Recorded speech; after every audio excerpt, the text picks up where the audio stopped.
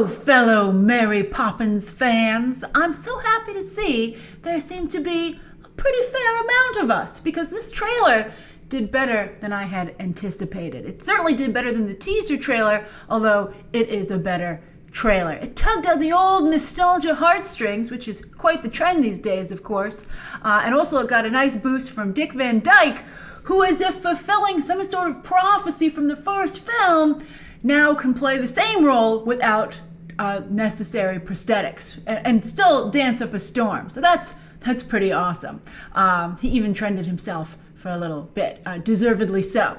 So I don't think this is perfect, but as I tweeted, it's close enough. And we have lots of little goodies to discuss with this trailer breakdown. Thank you for your patience. All right, so let's dive in.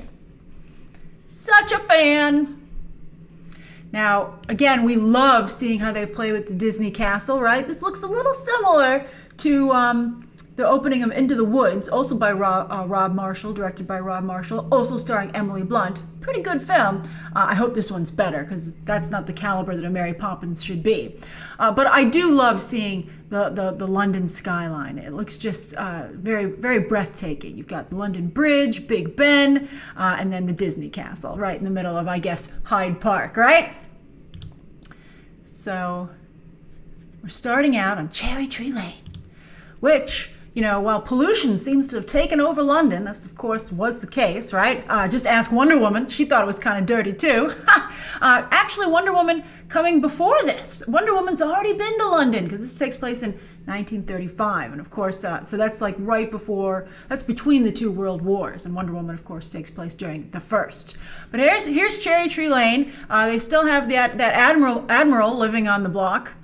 And nobody is keeping up to code with the way everything's supposed to look. That's why neighborhoods have to have strict rules as to keeping up your lawn, because this is what happens to your street. So nobody's on good times apparently.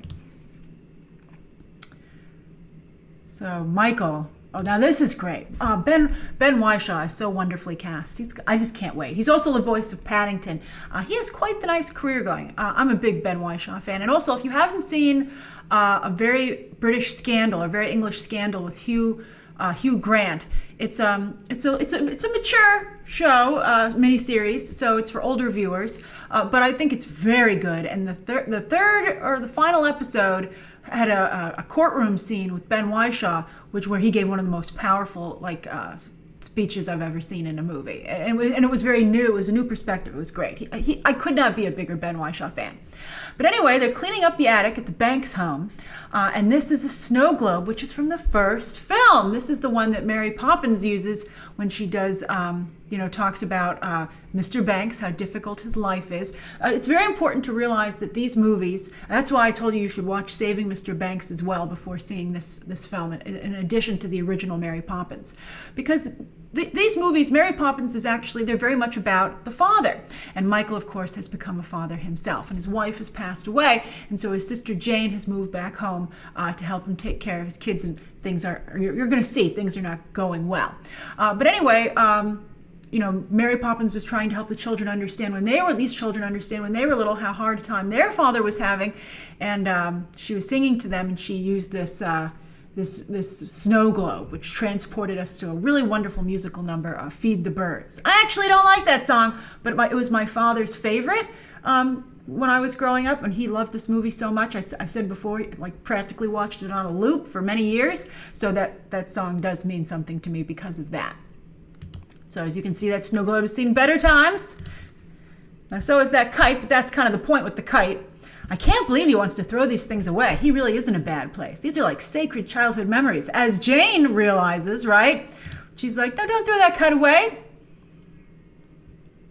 I like how they kind of match in their clothing with the green. I have to say, though, I think that it's interesting to me. I think that there's a Bedknobs and Broomsticks vibe to this that some of you have brought up. And Bedknobs and Broomsticks has its fans for sure, and I suspect who worked on this movie, but it has nowhere near the wide stream appeal that the original Mary Poppins did. And so I think that they underestimated how much a part of that appeal was the visual aspects of the first movie, which was more pastels, more Pollyanna, another famous Disney movie, which led, of course, to the main street at the parks. Many people, including myself, favorite part of the Disney theme park experience. And so it's a shame that this movie doesn't reflect that. I mean, I know it's supposed to be the 1930s, but I think they still could have stayed in that vein. This is a little Charlie and the Chocolate Factory, a little, again, Bedknobs and Broomsticks, which just haven't had the same widespread appeal for a reason. All right. He's throwing it out. I can't believe he threw that away. Because not only is it a kite that it's very vital from the end of the last film, but this is, it looked like that sash is his mother's Votes for Women sash. It's like so personal. It's like such a personal thing to throw away. Like, boy, like that's his mental state that he would throw. He's like, here's my whole family and my history of the Banks is in the trash. And you're like, ew. Like, Mary Poppins can't get here soon enough. And there's kids playing with trash. So there's Lin Manuel Miranda overacting up a storm. That's his acting going on all around them. I hope he does well. He's playing a new character called Jack, who is an apprentice of Bert, but he's not a chimney sweep, he's a lamplighter. I guess that's where the jobs are these days. But you're going to see, I think he's an apprentice more in like how Bert was a man of many trades, and Jack is a jack of many trades, as the saying goes, because I believe he's carried on the tradition of nice sidewalk chalk drawings. He has a British accent. I wish that they had played up when I talked about when he was first cast, Lin Manuel Miranda, in this, that even at this time there was a lot of immigration, particularly out of Spain, which was about to enter the Spanish Civil War, and I think that would be very interesting. But I guess that's maybe a little sophisticated for a family film. I don't think so. The first movie dealt with votes for women and advocacy, and you're going to see some of that from Jane, so I don't see why they couldn't have that Jack came to this country from Spain. I think it would be nice, particularly with the immigration system situation in Europe as it is. But anyway, so he's just a regular British person. All right, so here we go. I don't know why they would fly a kite in such a storm. Maybe it just kicked up. And here comes Yondu. I'm sorry. It's such an easy joke. But, I have to say, she has assumed the position. That's how Mary Poppins stands. I love it with the feet out. Very cool. So, I guess Bert's been telling him all about. He's like, you have it on special, Bert? He's like, yeah, but it's a friends with benefits situation, right? She occasionally floats down. I never really was sure what the relationship was between Bert and Mary. And it seems now she's going to have the same relationship with his apprentice. What the heck, Mary? That's not cool. All right, but I do like the way she lands. I think that Emily Blunt nails this. That's perfect, the way she steps down. I love it. She's a little too stiff, a little bit too stiff. We'll talk about that in another shot. So that is an exact recreation of the Banks home from the first movie. It's very impressive. But what have they done to the place? Again, the color scheme is atrocious. So horrible. Oh my God. I actually think it hurts the movie. Like yellow walls, they don't even look like maybe it is the same wallpaper, I think, but it's that in that bad shape? Wow. Wow, Michael. This is embarrassing, quite frankly. When Mary Poppins comes in and checks for dust, that's like the least of this place's problems. There's dirt right on that kid's face. You don't have to check for dust. I can see it visually on the children. All right. Now she comes in. I love that. Now look at this. I believe that's an eviction notice on the door. Wow, that's really bad. That's like a 1930s eviction notice from probably the bank, Fidelity Fiduciary Bank, right? I love that name. You have to say like Fidelity Fiduciary Bank. That's great. It's very lyrical. So they're quite shocked to see Mary Poppins. That's great. That's beautiful. Ben Whishaw is total. Like you would think that Mary Poppins would be what you look at most in that shot, but Ben Whishaw, he's doing a great job. Wow. That kid's like, who's that? Apparently Michael's not talked about her. I love that he says, you look like you haven't aged a day, because Michael was quite impertinent in the first movie as well. That's great. And her reaction, I'm not sure how I thought it was clever, but it doesn't seem quite like something that Mary Poppins would say. I don't like how harsh the colors on her are. Mary Poppins had a softer look in the original film. Also, I know that the hairstyle has to change to reflect the time period, but she actually has a Mary Poppins style hairstyle later on in the trailer, and then she looks a lot more like Julie, closer to what Julie Andrews looked like. Also, a friend of mine who's very familiar with the history of the British class system pointed out that Mary Poppins is no longer dressed like a member of the working class, which should distinguish her from the Banks family. So I think I thought that was a really fascinating observation, because here she just looks like a regular person. I mean, I guess maybe the British class system was starting to disappear a little bit maybe at this time, but I'm not sure. There's just, maybe that's what's off about it. Also, you'll see she's got another little friend on her hat. I wonder if that bird will talk as well, because of course in the first movie her cane talks to her at the very end. So this is cute though. I love the interaction with the mirror. That's classic Mary Poppins. And I almost called her Julie Andrews. That's good for her. So Emily Blunt, I think, handled that quite nicely. I think Emily Blunt's very talented. I hope that she can pull this off. It's an extremely difficult position for her to be in, but she already has very nice moments, even if she's not nailing the whole thing. So that was really nice. This Christmas, the best release date possible for this movie. Now there, I believe that's at the end of the film, because you can see Cherry Tree Lane is looking like it should. And if this movie is successful enough, they will build an expansion to the main streets and the theme parks, and you can walk down Cherry Tree Lane. And maybe there'll be a Mary Poppins ride. I think there's no way this movie will be that successful to warrant that, but I wish that it would. That's gorgeous. Cherry blossom trees are just stunning. All right, so, and I think that's also from the end of the film. Now, you see, that's like too much face acting. Like, she's holding herself like they did in like the old time movies, right? Like the glamour shot, right? That's kind of what that looks like to me. And it's a little too self-aware. I never saw Julie Andrews do that when she was playing Mary Poppins. But I guess she's admiring her handiwork. She's like, yep, nice job by me. Now that's the same house. How weird to grow up in the exact same house. That's very interesting to me, and to live in it, not to be able to just go back, but to still, that's now your family home. So as you can see, she's checking for dust. They're like, what are you doing here? She's like, I'm here to look after the Banks children. And I love this. And they're like, that's us. And she's like, oh yes, you too, because of course, Michael and Jane are still there. I think that's lovely. And that again emphasizes, she's there to look after the father, the parent, adults as well also need Mary Poppins' help.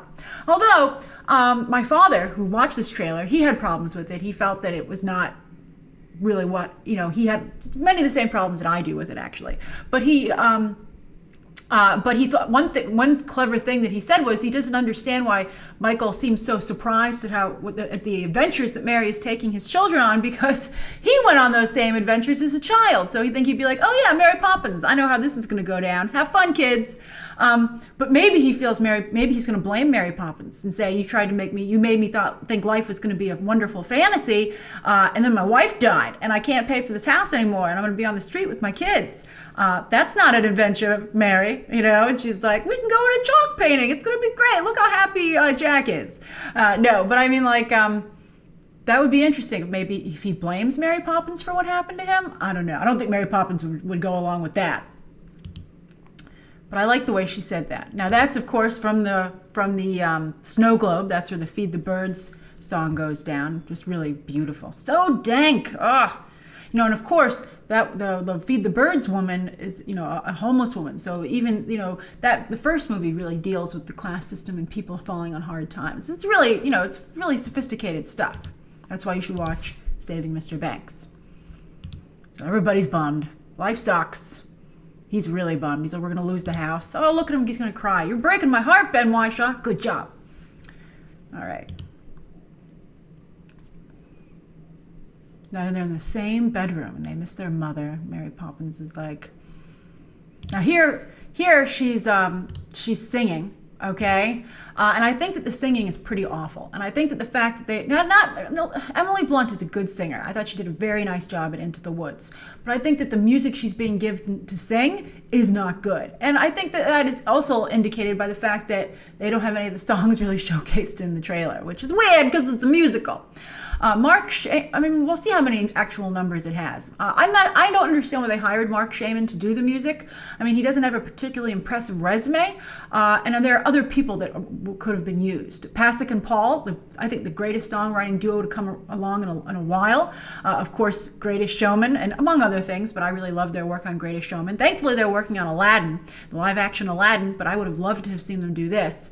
But also, for Pete's sake, one of the Sherman brothers is still alive. It's, tragically one of them passed away, but Richard Sherman is still around, and he just wrote 2 new songs for the Christopher Robin movie, and they were delightful, especially Busy Doing Nothing. Unfortunately, they only play at the end of the movie. One, there's a little end credit scene, and then one is like a over the actual credits done in voiceover, but they're just charming. The Sherman brothers are so distinctive, and I think they left their mark so much on Disneyana. Feed the Birds, by the way, also Walt Disney's favorite song. He would call the Sherman brothers into his office, maybe one or both, often at the end of a hard day. I got to see Walt's office, actually, thanks to that friend of mine who made the observation about the class system situation. But anyway, and Walt would call, the Sherman brothers in and be like, play the song. And they knew what he wanted, and it was Feed the Birds. And I think that's lovely. That's so, even though I don't like the song, again, it's a very important song. But the Sherman brothers helped define, I think, a big portion of the Disney style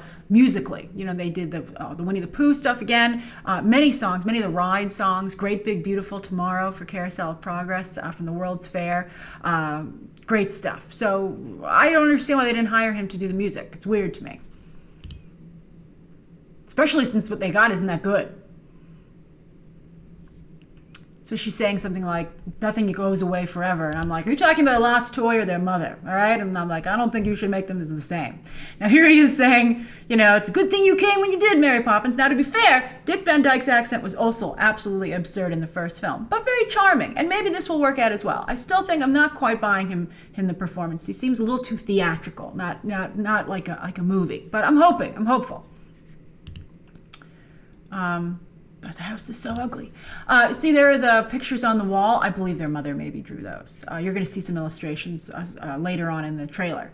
But of course, Mary Poppins is up to her usual awesome tricks, and she won't own up to them, which I love it. One of my favorite lines from the first movies, she says, I never explain anything. Great words to live by. And now, look at all those kids in their robes for bed. Oh, you kids are the best. So that, of course, is, the same room where Jane and Michael grew up, and Mary Poppins is the nanny, is living up there. And so they're going to take them on a magical journey. I'm thinking maybe they go on a couple magical journeys. Now, this is weird. I like the way it's spinning the bowl and the flowers come out. I think that's very nicely done.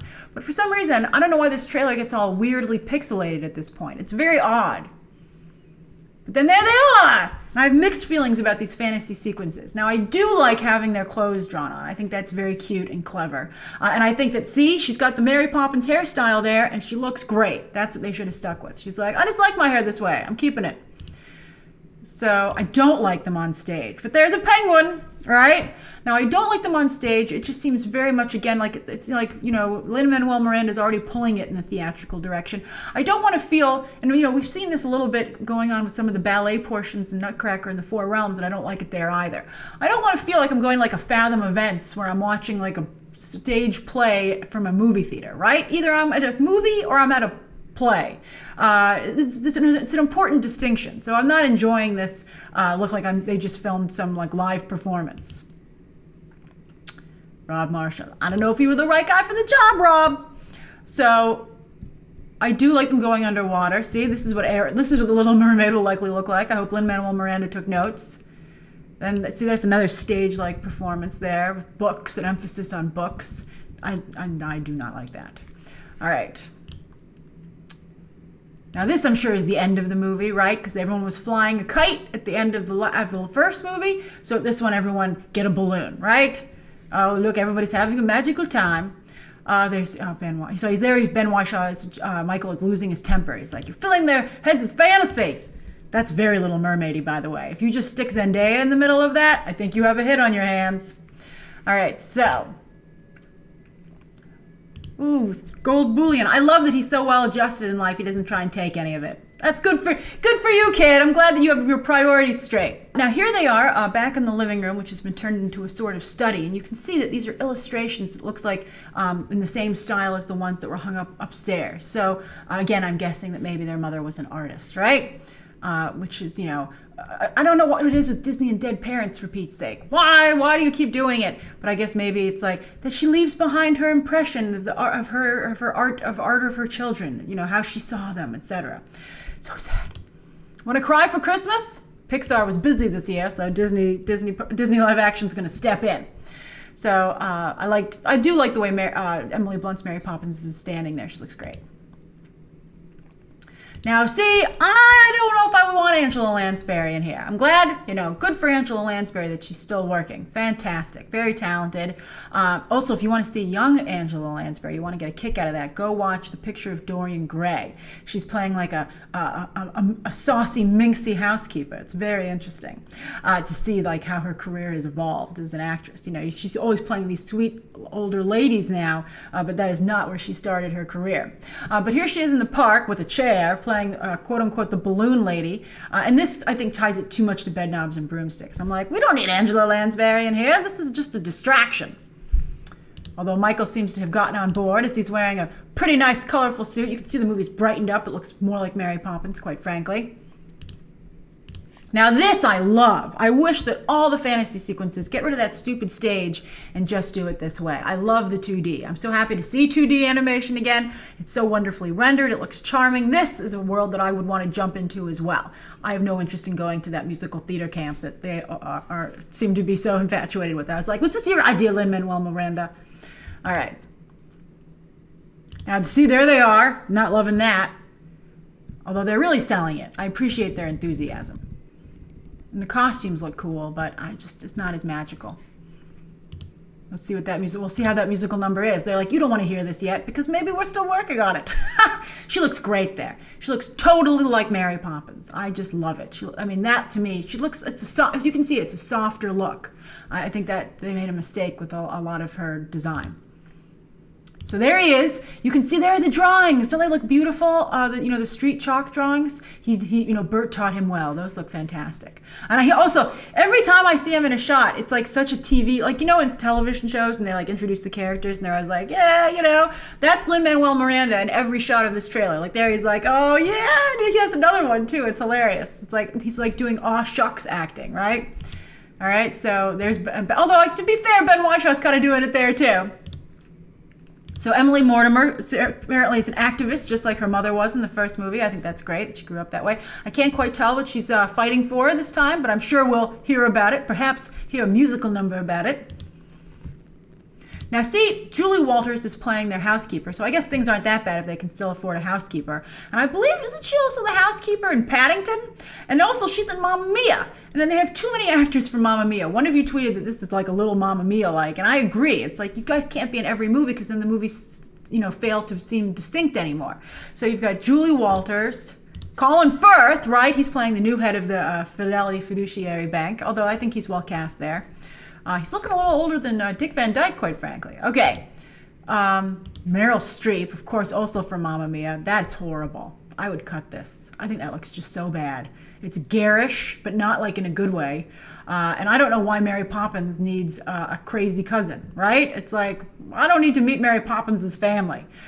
She's not supposed to have a family. She's supposed to become a part of yours. So I'm not liking that at all.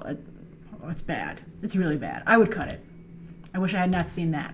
So there's Dick Van Dyke. He looks exactly like the first movie. It's amazing. Absolutely amazing. He pulled double duty in that film playing this character. And it's just so cool. That's just so great.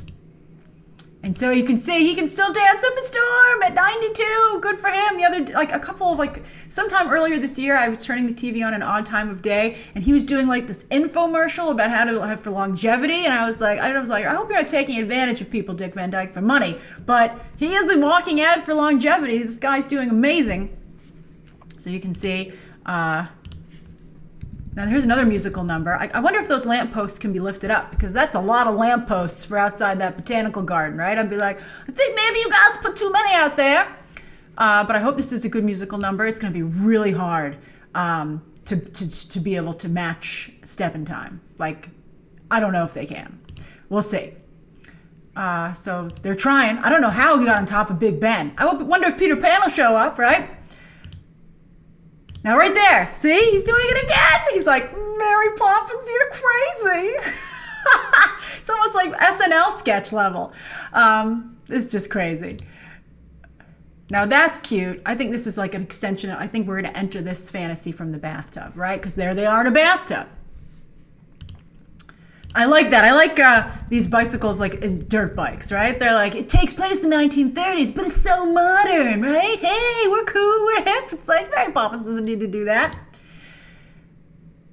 So there he is. Oh, look, see, he likes his kids again. And there, Mary Poppins' work is done.